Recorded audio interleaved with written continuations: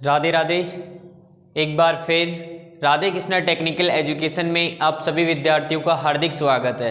देखो, अब की बार लोगो पार वाली सीरीज के अंदर हम अपनी नई क्लास को लेकर आगे बढ़ रहे हैं। देखो, जो विद्यार्थी मेरा चैनल पहली बार देख रहा है वो चैनल को सब्सक्राइब करे, साथ में वीडियो को लाइक करे और वीडियो को ज़्यादा से ज़्यादा विद्यार्थियों के पास शेयर करे ताकि सभी विद्यार्थियों तक अपना वीडियो पहुंच पाए और उनको फ्री ऑफ कॉस्ट एजुकेशन का फ़ायदा मिल सके।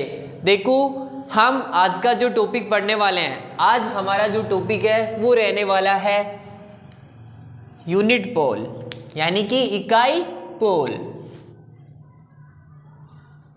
आज का हमारा टॉपिक रहने वाला है यूनिट पोल अर्थात इकाई ध्रुव।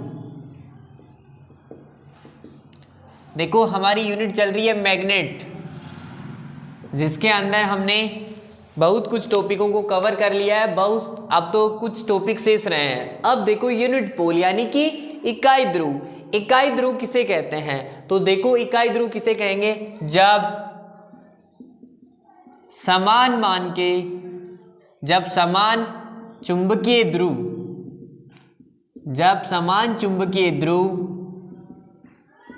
एक दूसरे से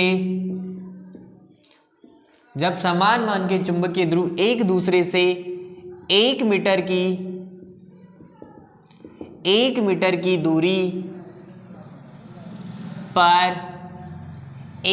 की दूरी पर स्थित होते हैं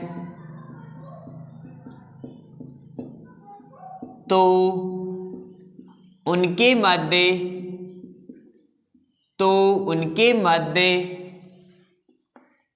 1/4πε0 या 9×10⁹ न्यूटन का प्रतिकर्षण बल लगता है। उन्हें इकाई ध्रुव यानी कि यूनिट पोल कहा जाता है। देखो, हम देख रहे हैं कि जब समान चुंबकीय ध्रुव एक दूसरे को 1 मीटर की दूरी पर स्थित होते हैं तो उनके मध्य 1/4πε या 9×10⁹ न्यूटन का प्रतिकर्षण बल लगता है। उन्हें इकाई ध्रुव कहा जाता है। जैसे फॉर एग्जाम्पल के तौर पे ये इस तरीके से, जैसे ये कोई मैग्नेट है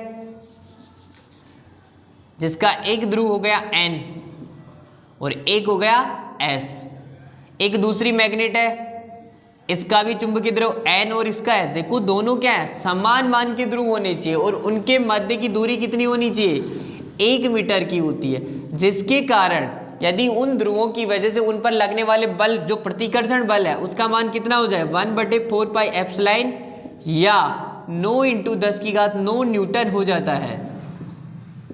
देखो, बल का मान कितना हो जाए? 1/4πε या 9×10⁹ न्यूटन हो जाता है। तो वो ध्रुव क्या कहलाते हैं? आपके यूनिट पोल कहलाते हैं, अर्थात इकाई ध्रुव कहलाते हैं। हमेशा ध्यान रखना है, दोनों ध्रुव कैसे होने चाहिए? समान होने चाहिए और उनके मध्य जो बल लगेगा वो किस प्रकार का बल होगा? प्रतिकर्षण बल होता है। क्योंकि जब दो चुंबकीय ध्रुव समान होते हैं तो उनके मध्य कौन सा बल लगता है? प्रतिकर्षण। यदि असमान ध्रुव होंगे तो कौन सा लगता है? आकर्षण। तो हमारा यूनिट पोल इकाई ध्रुव किसे कहेंगे? जब समान चुंबकीय ध्रुव एक दूसरे से कितनी दूरी पर स्थित हो? 1 मीटर की दूरी पर स्थित हो तो उनके मध्य कितना बल लगे? 1/4π या 9×10⁹ न्यूटन का प्रतिकर्षण बल जब लगता है तो उन्हें क्या बोला जाता है? इकाई ध्रुव कहा जाता है। देखो, इससे संबंधित एक और हमारा मोस्ट इंपोर्टेंट क्वेश्चन बनता है, वो है, देखो, इकाई ध्रुव जब 1 मीटर की दूरी पर स्थित होते हैं, जब इकाई ध्रुव 1 मीटर की दूरी पर स्थित होते हैं तो उनके मध्य क्या होगा? 1 वेबर का चुंबकीय फ्लक्स क्या होता है? उत्पन्न होता है। चुंबकीय फ्लक्स उत्पन्न होता है। देखो यहां पर हमें ये पता लग रहा है कि जब इकाई ध्रुव होते हैं उनके मध्य कितना हो कि दूरी हो तो 1 मीटर होता है। तो पूछ लिया जाता है ये क्वेश्चन भी कि जब इकाई ध्रुव होते हैं, जब इकाई ध्रुव उनके मध्य की दूरी कितनी हो 1 मीटर की होती है, तो उनके मध्य जो उत्पन्न चुंबकीय फ्लक्स होगा उसका कितना मान होता है। आपका DMRC, ऑर्डिनेंस फैक्ट्री, IOCL, इन 3-4 एग्जामों में क्वेश्चन आ चुका है कि उनके मध्य जो चुंबकीय फ्लक्स उत्पन्न होता है उसका मान कितना होता है। तो हमेशा ध्यान रखना उनका मध्य चुंबकीय फ्लक्स का मान कितना होगा, 1 वेबर का चुंबकीय फ्लक्स उत्पन्न होता है। अब देखो नेक्स्ट हमारा पॉइंट रहने वाला है ध्रुव, पोल। आशा करता हूं यहां तक सभी विद्यार्थियों को समझ में आ रहा है। देखो इसके पश्चात नेक्स्ट हमारा पॉइंट रहने वाला है पोल, जिसे कि क्या बोला जाता है, ध्रुव कहा जाता है। देखो आप कुछ डेफिनेशंस है जिन पे सीधे सीधे क्वेश्चन बन के आते हैं, जैसे कि पोल क्या होता है, ध्रुव क्या होता है। तो किसी चुंबक का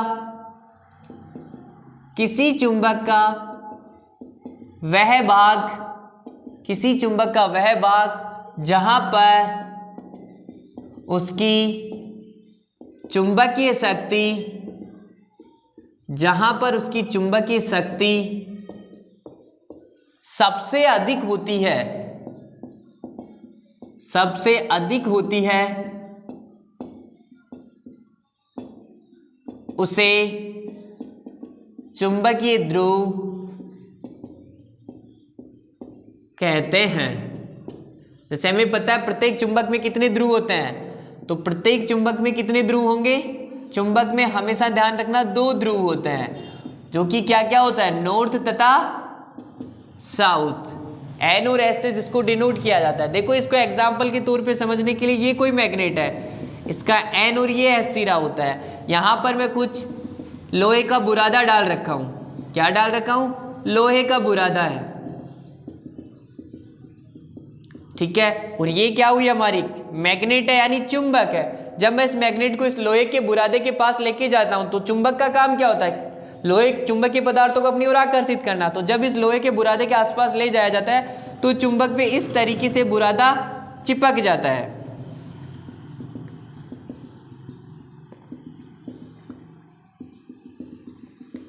ये N सिरा होगा, ये S सिरा होगा। अर्थात हमने देखा कि जो लोहे का बुरादा है वो उसके सिरों पर सबसे ज्यादा इकट्ठा हो रहा है। जो लोहे का बुरादा है वो कहां पर इकट्ठा हो रहा है, सबसे ज्यादा उसके सिरों पर इकट्ठा हो रहा है। तो चुंबक की जो संपूर्ण शक्ति है वो कहां रहती है, उसके ध्रुवों पर रहती है। और जहां पर चुंबक की सबसे ज्यादा शक्ति होती है उन्हीं को क्या बोला जाता है, ध्रुव कहा जाता है। देखो जब लोहे के बुरादे के पास हम चुंबक को लेकर जाते हैं तो चुंबक के सिरों पर सबसे ज्यादा बुरादा चिपक रहा है, अर्थात चुंबक की जहां शक्ति है वहीं पे तो चिपकाएगा। तो इन्होंने पूरी चुंबक ने लोहे के बुरादे को अपने सिरों पर चिपकाया। तो इसकी वजह से यहां से हमें ये पता लगा कि जो चुंबक है उसमें कितने ध्रुव हैं, 2 ध्रुव हैं, क्योंकि बुरादा उसके सिरों पर ही इकट्ठा हो रहा है। तो ये था हमारा पोल, यानी ध्रुव किसे कहा जाता है। अब देखो इसके पश्चात हमारे पास 2 चीजें और हैं। एक रहता है आपका चुंबकीय अक्ष, जिसे बोला जाता है मैग्नेटिक एक्सिस। देखो डेफिनेशंस है, केवल सीधा सीधा इन पे डेफिनेशंस पे क्वेश्चन उठ के आता है, इनकी परिभाषाओं से। नेक्स्ट हमारा टॉपिक रहने वाला है मैग्नेटिक एक्सिस। मैग्नेटिक एक्सिस यानी कि चुंबकीय अक्ष। अब देखो चुंबकीय अक्ष क्या है। चुंबकीय अक्ष हम देखते हैं कोई भी मैग्नेट होती है, जैसे ये मैग्नेट है, ठीक है। मैग्नेट पे कितने ध्रुव होते हैं, 2 ध्रुव होते हैं। एक लाइन मैंने इस तरीके से खींची तो ये चुंबक के दोनों ध्रुवों से गुजर रही है, नहीं। एक मैंने इस तरीके से खींची, ये भी चुंबक के ध्रुवों से गुजर रही है, नहीं गुजर रही। इसी प्रकार यदि मैं एक लाइन इस तरीके से खींचता हूं तो ये लाइन क्या है, चुंबक के दोनों ध्रुवों से गुजर रही है।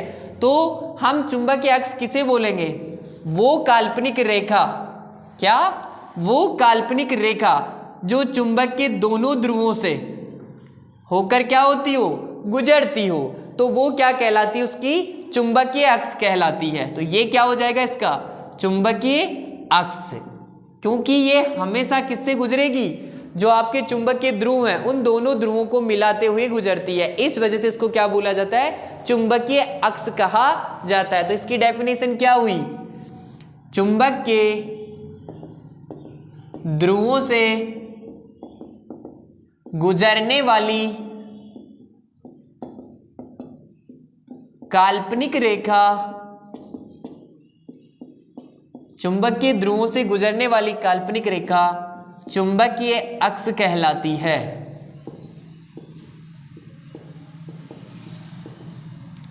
तो देखो चुंबकीय अक्ष की क्या डेफिनेशन हुई? चुंबक के ध्रुवों से गुजरने वाली काल्पनिक रेखा क्या कहलाएगी?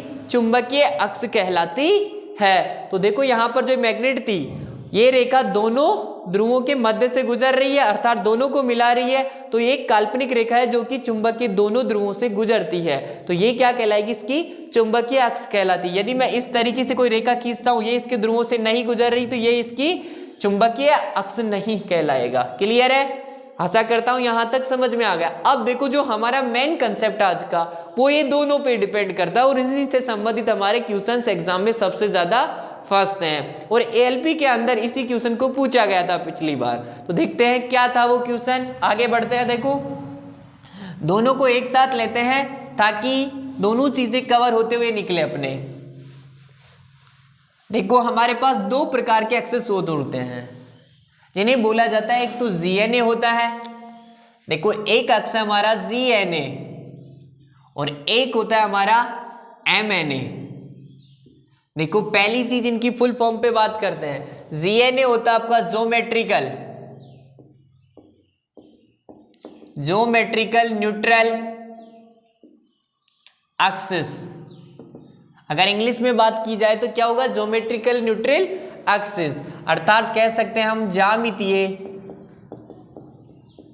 उदासीन अक्ष। क्या हो गया? ज्यामितीय उदासीन अक्ष हो गया। अगर एमएनए की बात की जाती है तो एमएनए की फुल फॉर्म क्या हो गई?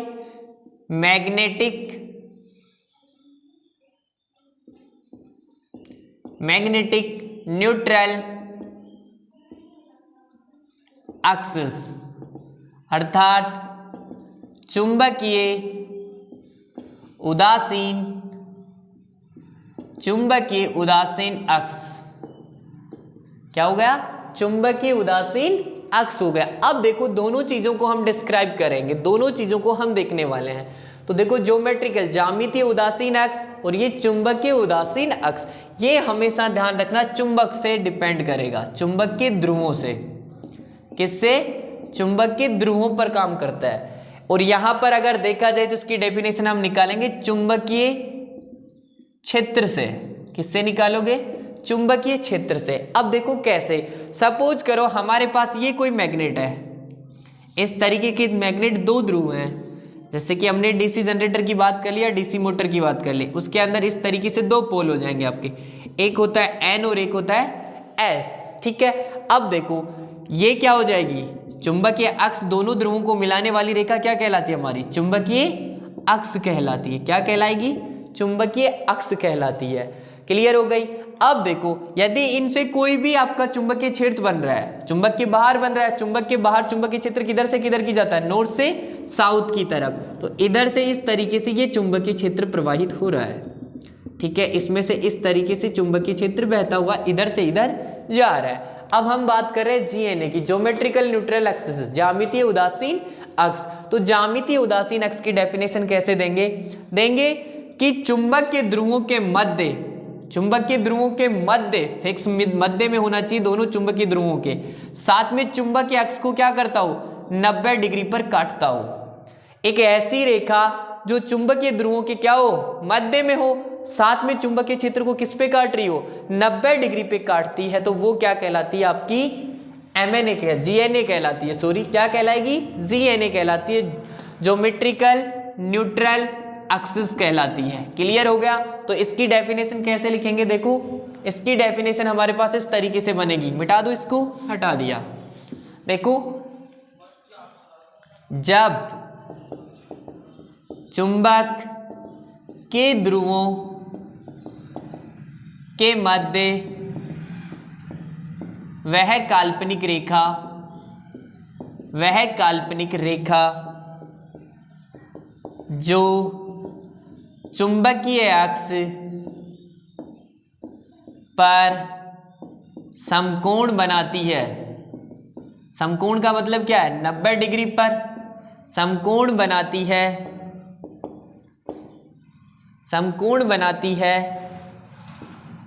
ZNA कहलाती है। क्या कहलाएगी?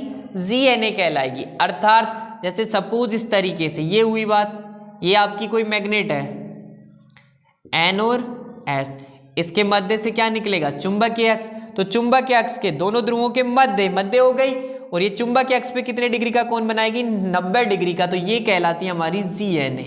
ये क्या कहलाएगी? ZNA। ये क्या हो गया आपका? चुंबकीय अक्ष। क्या हो गया? चुंबकीय अक्ष। तो ये क्या कहलाती है? हमारी ZNA कहलाती है। वह चुंबक के ध्रुवों के मध्य, जब चुंबक के ध्रुवों के मध्य वह काल्पनिक रेखा जो चुंबकीय अक्ष पर समकोण बनाती है, ZNA कहलाती है। क्लियर हो गया इस तरीके से। अब आ जाओ MNA की बात करते हैं। तो MNA क्या आपका? चुंबकीय उदासीन अक्ष। देखो इसमें क्या होगा कि इस तरीके से कोई भी मैग्नेट है, सपोज करो ये किससे संबंधित रहने वाली है? चुंबकीय क्षेत्र से। तो इसके दो एग्जाम्पल लेके हम समझेंगे इस तरीके से। ये N हो गया और ये S हो गया। तो ये चुंबकीय क्षेत्र सीधा सीधा इसमें बह रहा है, इस तरीके से इधर से इधर जा रहा है। ठीक है, जा रहा है। तो वह काल्पनिक रेखा, देखो इसमें वह काल्पनिक रेखा जो चुंबकीय क्षेत्र को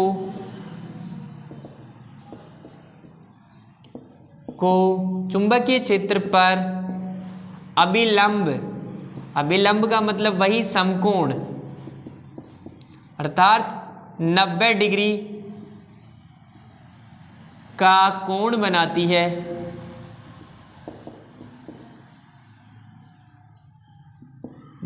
MNA कहलाती है।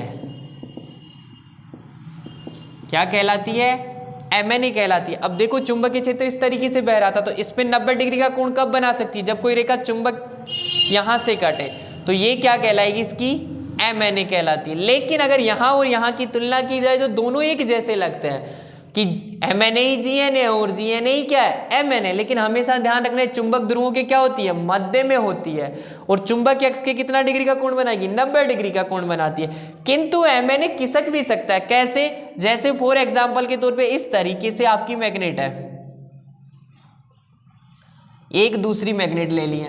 कंडीशन आपको पता है चुंबकीय क्षेत्र क्या होता है? अपना कोण बदल लेता है, अपना क्षेत्र की दिशा बदल लेता है। तो अब की बार चुंबकीय क्षेत्र इस तरीके से है, इधर से यूं बह रहा है, अर्थात थोड़ा सा एंगल बनता हुआ जा रहा है। तो हम क्या कह रहे हैं? चुंबकीय क्षेत्र, देखो यहां पर वह काल्पनिक रेखा जो चुंबकीय क्षेत्र पर अभिलंब हो। अब की बार चुंबकीय क्षेत्र पर अभिलंब कैसे होगा?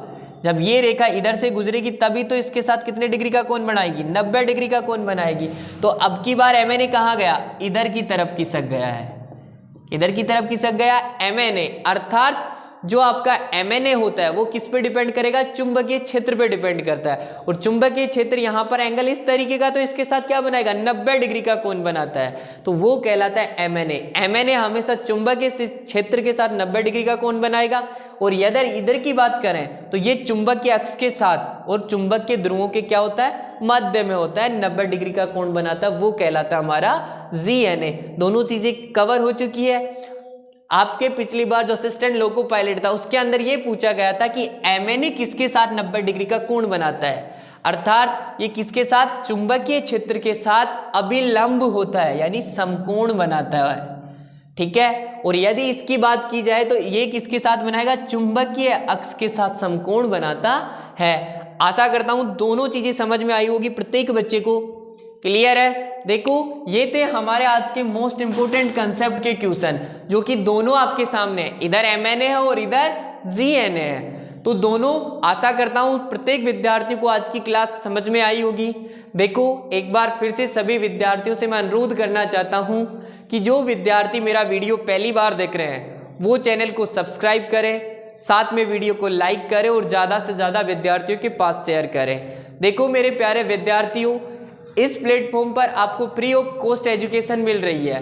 तो प्रत्येक विद्यार्थी जितना हो सके उतना सपोर्ट प्रदान करे ताकि हम इस प्लेटफॉर्म को आगे बढ़ा सकें और जितना हो उतनी मेहनत करके आपके पास अवेलेबल करा सकें। आज की क्लास यहीं पर ख़त्म करते हैं और एक बार फिर से सभी विद्यार्थियों से अनुरोध करता हूं कि वीडियो को ज़्यादा से ज़्यादा शेयर करें, लाइक करें, साथ में शेयर करें और चैनल को सब्सक्राइब भी करें, साथ में बेल आइकन को क्लिक कर लें ताकि कोई भी नया नोटिफिकेशन आपके पास मेरी तरफ से डाला जाता है तो तुरंत आपके पास मिल जाए।